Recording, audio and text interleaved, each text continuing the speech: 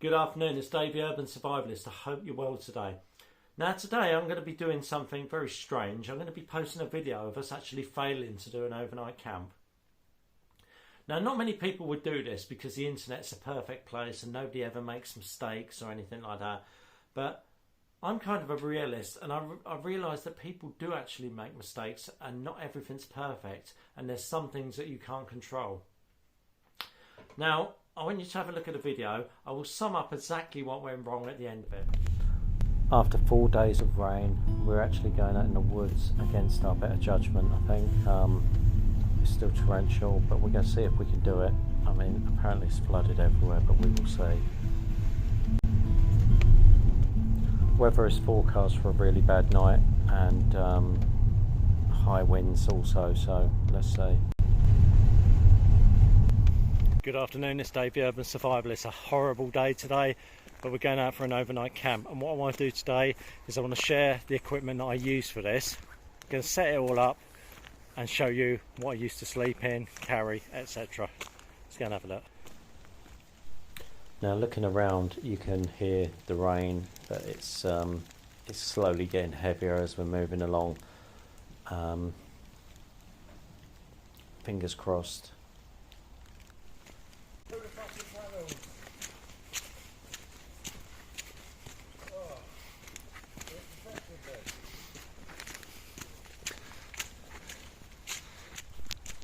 A lot of the off paths are really muddy as well at the moment, so like the ones we've just gone down. So going to try and find a spot. If this rain holds off at the moment, we might be able to get in and find a spot. Whoa! Now this is what you call a rain shower.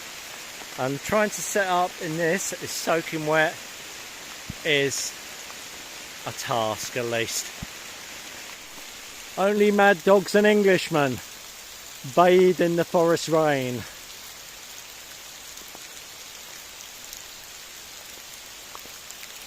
So you might not be able to see where we're camping at the moment. I'm trying to set up camp.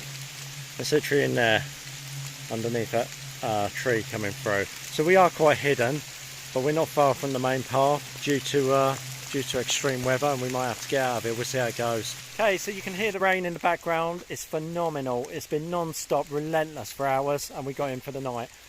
We've come off the main path and we've just managed to find a little place where we can camp for the night. It's not ideal. We've just had to chuck something up very quickly and hoping that we can get a fire going because it's so wet. Let's have a look, see if you can spot the camp. Now let's see if you can spot the camp. I'm on the main path. Okay. Well, not a main path, but a little path to the side. Yeah. Okay, and back round one more time.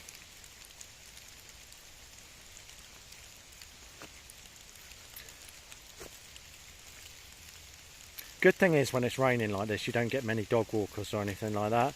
So I'm going all the way around 360, and our camp is literally in between those two trees. Okay, over the back. Let's go and have a look. Like I say, we bodged it together, so let's go and have a look where we're sleeping tonight. Lovely walk, lovely walk. To be honest, it's not that cold. It's rain and we're soaked, but it's not cold rain. So I'm hoping the temperature doesn't drop too much tonight. So now you can see we're bodged up over here.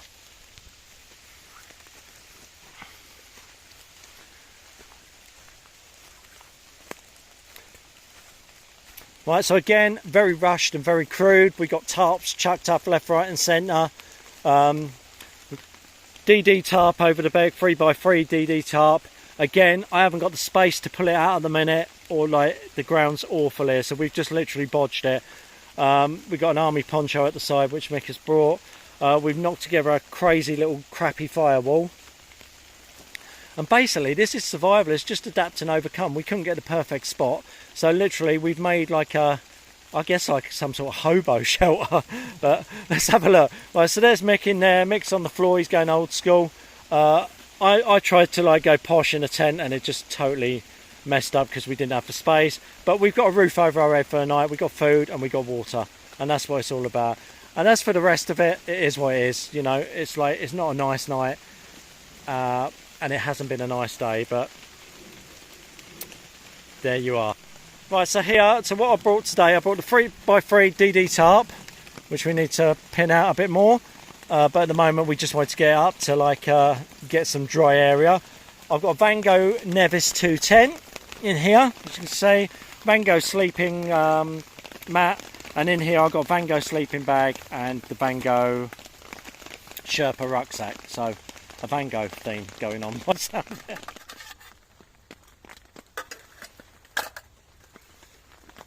So finally got the tent set up and stuff like that. Me and Mick are just chilling out. We're going to do a bit of traps. Just going to show Mick some traps. We're not going to set them or anything, just show him the ability to do it. We're going to get a fire going in a minute, hopefully. But you can see that the chill coming in the air now, because you can see my breath. So I just want to be prepared for a cold, wet night. And as you can see, it's still bloody raining. Or sorry, as you can hear, it's still bloody raining. So this is definitely in for the night. And if the temperature drops, it could be a bit nasty. But we'll see where it goes. Okay, so here I managed to start a fire. Yeah. And then got loads of wet wood and started drying out. Now, the reason I was able to start this fire was because I carried about 8 pieces of kiln drying wood in a bag, hence my extreme weight that I was carrying, as there would be no way you would be able to start a fire with any wood here. It was saturated. So literally that's what we done, 4 for the base and 4 for the fire. Okay, right now, you can see, Mick's down there, tent's there, fire's raging now, so it's all good. The wood's drying out next to it.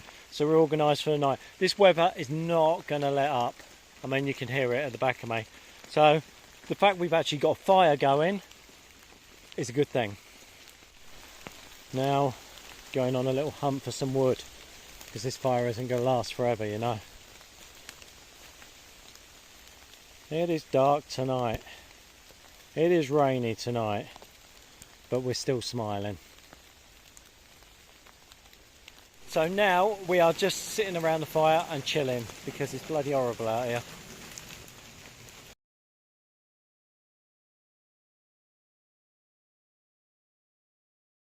So for the first time ever, I'm calling this in, as the weather is horrendous.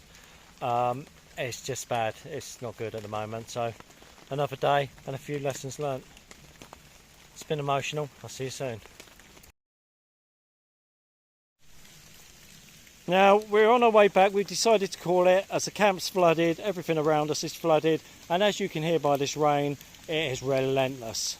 Okay, so lesson learned, and we'll try again in a week or so. And off we head home. Wow, what an experience that was. Now in a survival situation, I would have had to tuck in there and deal with it. Oh, yeah. Right, as you can hear, the rain is still bucketing down behind us. We've just walked like about 2 miles through thick mud and hammering rain to get home, and we finally did it. Some important lessons learned tonight. So yeah, anyway, I'll catch you soon. Lots coming up. It's been emotional. Okay, right, so there you have it. Now I want to explain how this all come about. Right, so it started raining as we were driving down in the car. It started heavy raining, stopping, heavy raining, stopping. So we got to the woods, and literally we got out of the car and it hammered down. So rather than sit in the car, because we could never have got out there and never got into the woods in the first place, which looking at it might not have been such a bad idea. But so we got out of the car, we got all our kit together, and none of it's cheap kit. I mean, I've got a good waterproof jacket, like, you know, I've got like rucksack covers and stuff like that. I know what I'm doing. I've been out in a lot of different situations. Now, we walked down to the path. The paths were all muddy, as you can see on the video. The path's coming off the main path. So it was all muddy. It was thick mud. It was hammering down. There was pools of water. It was quite treacherous underfoot, to be honest. Now, what we did is we set away from as many people as we can, because there was still dog walkers like scurrying around to get out of the weather and stuff like that, and then they sort of done a run, and then it was kind of empty, so we shot off the main path. Now once we got off the main path, we had to try and set up a camp in an area as quick as possible because it was hammering down by this way. We were soaked through. It was starting to get a little bit chilly, and we needed a fire and we needed to get our kit dry. So we shot under a place where we had 2 big trees and a couple of little trees. Now, this was a bit of a problem because the location was awful. Looking back at it, now normally we'd set up a ridge line and we'd have the tarp out, so we'd have like a good slope on it, either side or one-sided. We'd have a nice slope on it. Now, we didn't have the room to do this. So basically what I did was like, I tucked under, so I put the tarp on the ridge line between 2 trees. So we was coming down in a V-shaped gully, like a point coming down. It was running off nicely. It was all good. Okay, so then Mick, my mate, set up his little sleeping area there. Again, Mick has admitted himself he was quite unprepared for it. He didn't have the right kit for the right job, which again, we've all been there at one point in life or another. Now, what we did was I set up the tent under. I wasn't actually going to bother, but the rain got so heavy, I was literally just going to have like the sleeping bag on a mat with the tarp covered over. But I set the tent in, and the tent is only a 2-man tent, but it took up so much space in this cramped little area. Now, that was fine because I thought we could be quite cosy. We got the roof over us, and we can get a fire, build a crappy firewall, and it will reflect in. Okay, and then this is where it started to go a bit different. Now, as you can see, we had all the setup nicely done. But what happened here now, the tarp started to seeping through the water. The rain got heavier. It was seeping through water. The tarp was literally, the water that was running off from the tarp was literally splashing back into the camp. And we was also getting a downfall of rain on the floor. So give it another couple of hours. Mick lying on the floor in his mat, with his roll mat, going ex-squaddy style, with his sleeping bag on top of it, a down sleeping bag. Give it an hour or so, he would have been soaked through, and there's no coming back from that. Okay, the water was heading towards the fire. The tree coverage over the fire was doing well up until this point, and then it started putting the fire out. So we had a problem here. So we decided, we had a chat about it, and I decided to call it, for the simple reason that it didn't feel safe no more.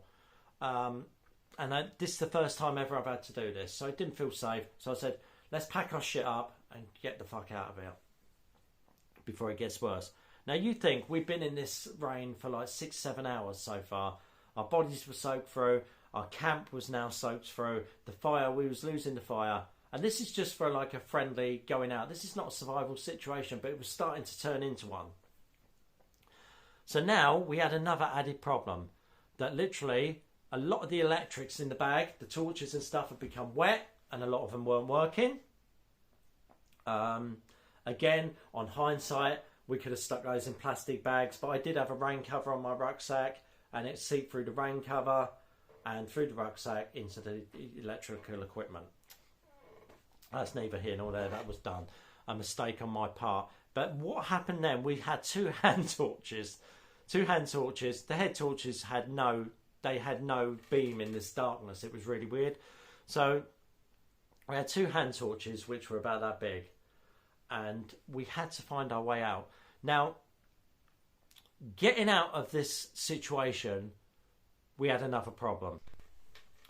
Now, getting out of this situation, as I said, we had another problem. We have got to get out of this camp. We've got to find the main path when we can only see 2 foot in front of us, even with torches. And literally, we have to get on the main path and find our way back to there. So it's like about 1.5 miles, 2 mile trek back up there. So before that, we got to pack up our kit. So obviously, we're taking all the kit up from underneath the tarp. And then we take the tarp up, and while we're wrapping the tarp up, we're getting soaked again, soaked again, soaked again. Okay, the fire by this point has totally gone out. Now, finding your direction in pitch black is quite a task in itself. Now, we managed the general direction of the main path. Okay, but this main path is another path off another path off another path, right? So we managed to get there. Now, we found this path, and then Mick's suddenly gone a bit like, and no disrespect to Mick, Mick's quite experienced at it, he's ex-military and stuff like that. He become disorientated. And he was saying, we got to go this way. And I was like, I don't think it is, Mick. I said, like, no, he's going, you're wrong, you're wrong, you're wrong. And he started becoming panic and flustered, right? And this is actually called Misophobia. I looked it up, and basically when you're in the dark woods and you think you're lost and stuff like that, it becomes disorientating, panic attacks and stuff like that. And if you've ever experienced it, and I had when I first started camping years and years ago, it's extremely frightening. Now Mick's heading this way. He's southeast, sorry. He's trying to go southeast. And we really need to go north. Yeah, so we really need to go north. I'm just trying to work it out in my head. So we need to go north. But basically we had no compass, no GPS, there was no signal anywhere. We couldn't call anyone, so we was pretty much in this. So I said to Mick, right, now we need to stop and assess this situation, right? Let's calm down, stop, and just let me get my bearings in my head. So instead of flapping and panicking, we had to stop. We settled down under a tree for 5 minutes, and I said, look, at the end of the day, if we can't get out of here, we have all our equipment, we're set up again under a tree, we'll just wrap it around us and we'll be fine. I said, I've done it before. So literally, after like 10 minutes of just being relaxed and getting my bearings, I got brought up and managed to bring up the map of the entire woods on my phone, but it wouldn't give me my location or anything like that. But my location was pinned from before, which was quite handy to know. So basically from there, I realised that we needed to go kind of in that direction. So we wanted to go in a westerly direction and then come back up to go north. So we're talking about a 20-minute walk that way and there. And I managed to find our way out. I ain't got a clue how because it was pitch black. But then we got out. So basically, we had two dramas went on there. One was the weather and the second was the darkness. And we're both experienced guys, and this knocked us a bit back because it was a learning process to think like, you know, all these years of experience, all the equipment I had, and the weather decided to kick us up the arse and totally put us out into a situation where we didn't know. And this is the reason I want to share this, because like I have a lot of experience in the woods. It's like I don't post a lot of woodland stuff, but I have a hell of a lot of experience in the woods. I've been camping since I was like 15. I've done a lot of wild camps. I've done a lot of solo camps in all sorts of weather, all sorts of seasons, all sorts of terrain. And this actually was the first time I've ever gone, do you know what, I'm beaten by this.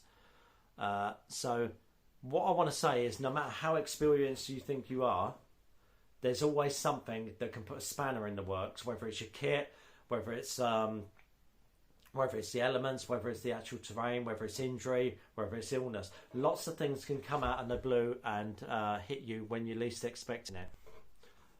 First thing, I want you to look up Misophobia, because this is actually a thing that I found out. I didn't realise it was called this. So my friend's reaction in the woods, with the pitch darkness, in the pissing rain, soaked through, carrying loads of gear, is a pretty normal reaction, I would say. I kind of like was a bit more level-headed, but I have been in that situation. It's only experience that does that. Now, I've seen Naked and Afraid, I think it was Naked and Afraid or something like that, where literally they were in broad daylight, beautiful sunshine, and they went to go and find water. And there was 2 or 3 of them, I think. And they were always within a 2-mile radius of their camp, but they'd managed to walk 8 miles in a circle. Now, by this time, they were dehydrated, they were tired, and we're talking literally, you could just walk from there to there in 20 minutes. But you don't know this. Now, you put that in the dark, in a radius of 1,500 square mile wood, again, there is still a risk to you.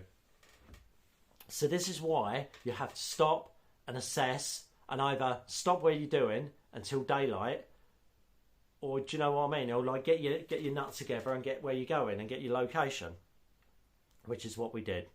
But anyway, I just want to say in this video, it's like I'm quite happy to post my fail on this occasion, and I'll get people going, oh, like it's a bit of rain, it's a bit dark, it's like that.